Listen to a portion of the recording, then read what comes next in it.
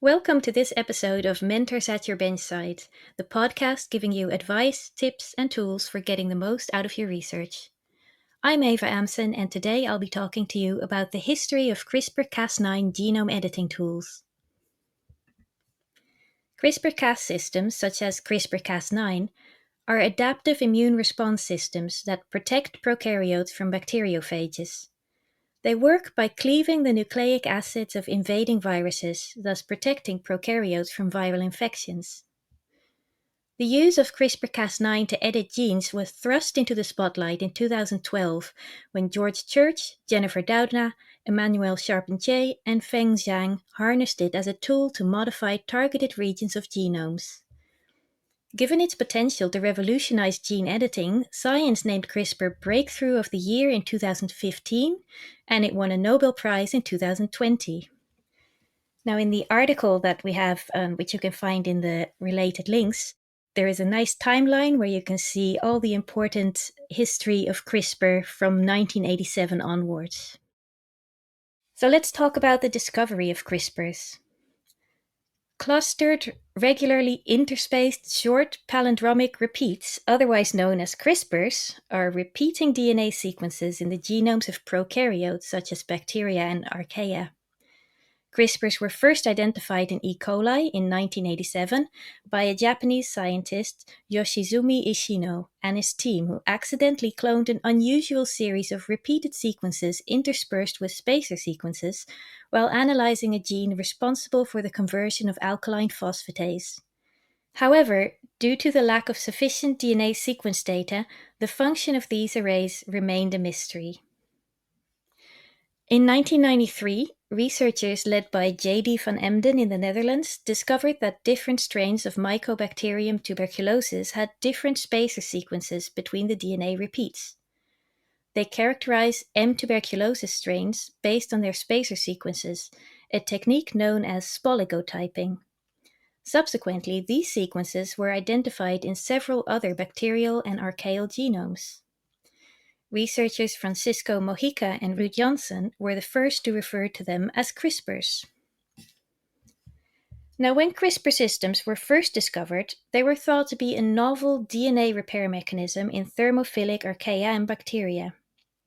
In the early 2000s, Mojica and co-workers noticed that the spacer sequences were similar to sequences found in bacteriophages, viruses, and plasmids.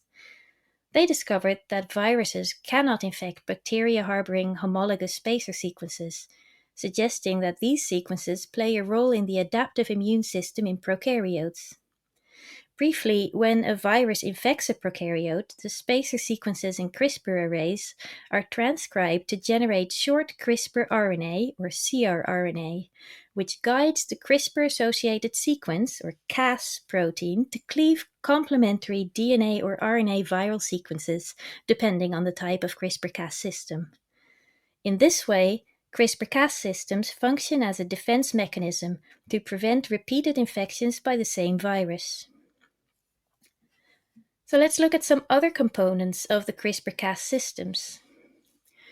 The role of Cas proteins as nucleases that cleave at specific sites was discovered by Makarova and colleagues who conducted a comparative genomic analysis of CRISPR and Cas genes. They predicted that the function of CRISPR-Cas systems was similar to that of RNA interference, in which protein complexes silence genes by cleaving mRNA. While some Cas proteins cleave DNA, others cleave RNA. For example, Cas9 cleaves DNA, while Cas13 cleaves RNA. And in addition to Cas proteins, protospacer adjacent motifs, or PAMs, are essential components of CRISPR-Cas systems. As the name suggests, PAMs are short 2 to 6 base pair sequences in the viral genome found adjacent to sequences targeted by Cas nucleases. Cas nucleases recognize PAMs and cannot cleave DNA unless a PAM is present.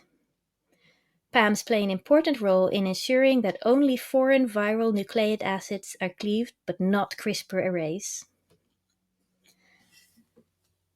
Now, in 2012, George Church, Jennifer Doudna, Emmanuel Charpentier, and Feng Zhang discovered that by designing guide RNA to target a specific region in the genome, The CRISPR-Cas9 system can be used as a cut and paste tool to modify genomes.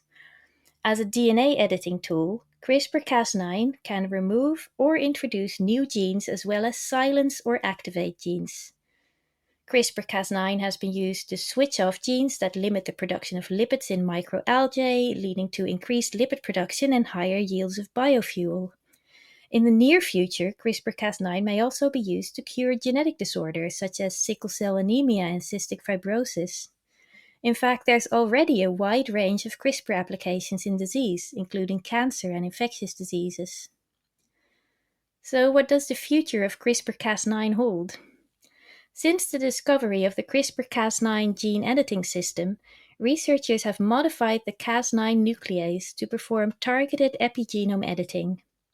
This modified Cas9, known as enzymatically dead Cas9 or dCas9, can be linked to one of several enzymes that change the epigenome, for example, DNA demethylases, methylases, or acetyltransferases. Like unmodified Cas9, dCas9 is directed to the targeted genomic region with a guide RNA. However, instead of cutting the DNA, the dCas9 enzyme complex modifies the epigenome at the site.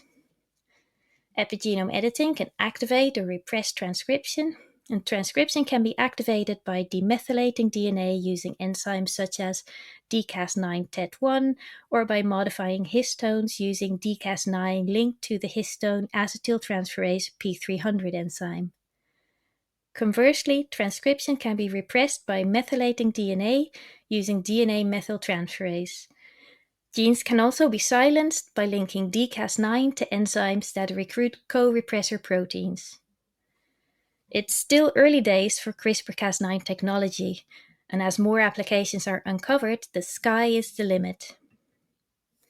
So that's it for the history of CRISPR-Cas9.